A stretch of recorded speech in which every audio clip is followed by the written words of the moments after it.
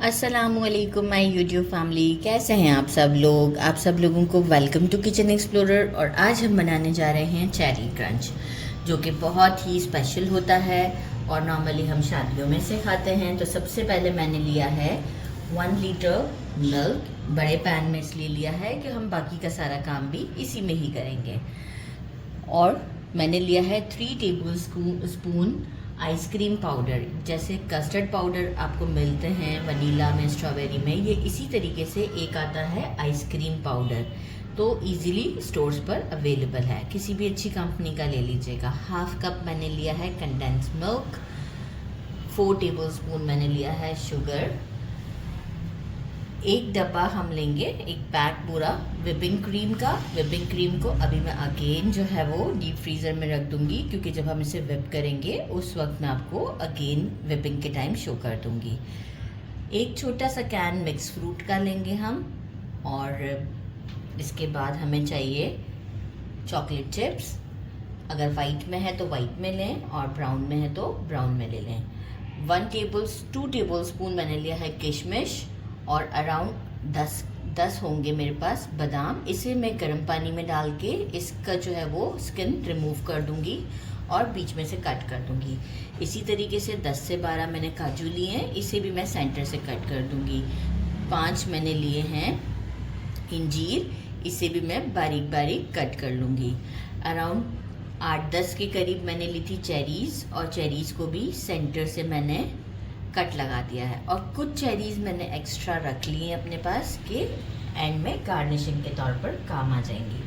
तो सबसे पहले हम करते हैं, हमारा कस्टर्ड बना लेते हैं, क्योंकि इसे फिर ठंडा होने रखेंगे और इसके बाद हम क्रीम को व्हिप कर इसमें डालेंगे। हम गरम में नहीं डालेंगे, तो इसलिए फिर अभी से क्रीम को मैं व्हिप नहीं करी। हम पहले कस्टर्ड प्रिपेयर कर लेते हैं। ये हमारा मीडियम पर है। अच्छा, इसी में से मैंने एक बड़ा चम्मच भर के दूध निकाल लिया था।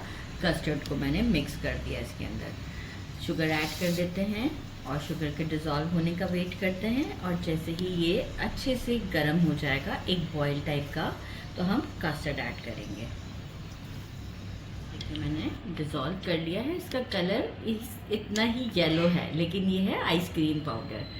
अच्छा, अच्छे से विस्क कर लिया है। अब क्या करेंगे, अब हम फ्लेम को कर देंगे स्लो पर, क्योंकि कभी भी कस्टर्ड पाउडर डालते वक्त फ्लेम को हाई नहीं रखना है। कंटिन्यूस तेज़ी के साथ स्टर करते रहेंगे, थोड़ा थोड़ा डालते रहेंगे, एक साथ ड्रॉप नहीं कर देंगे।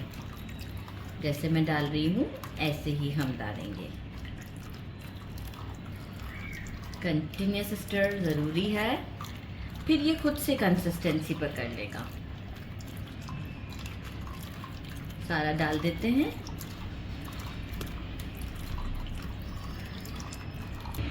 देखिए सारा डाल दिया है। फ्लेम अभी भी मेरा स्लो ही है, क्योंकि हमें कस्टर्ड पाउडर को अच्छे से कुक करना है। देख रहे, बिल्कुल कोई लम्स नहीं है।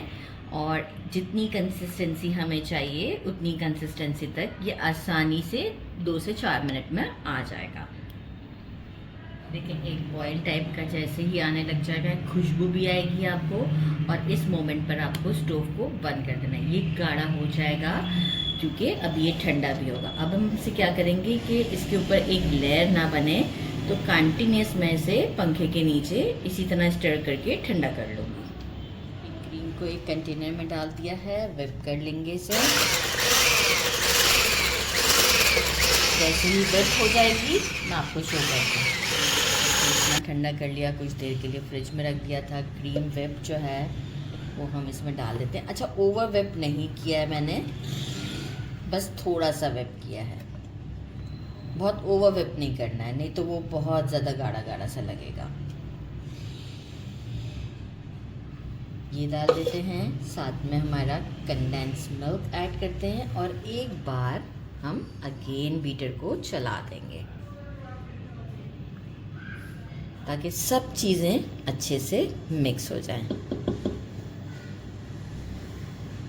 बस अब इसमें चलाते हैं बीटर एक बार अच्छे तरीके से।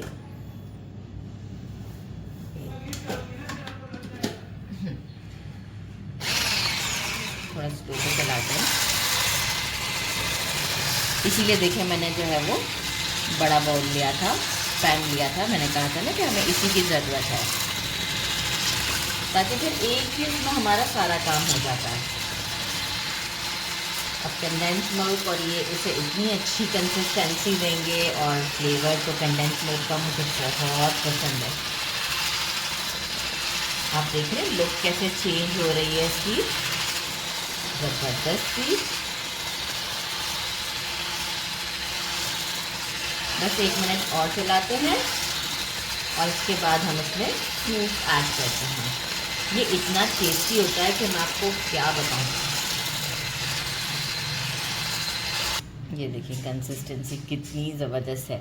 अच्छा, डालते हैं फ्रूट कैन में से जो सिरप होता है ना, वो मैंने पहले ही निकाल के ठंडा करके पी लिया पी लिया कितने मज़े से बता रही हूँ, पी लिया।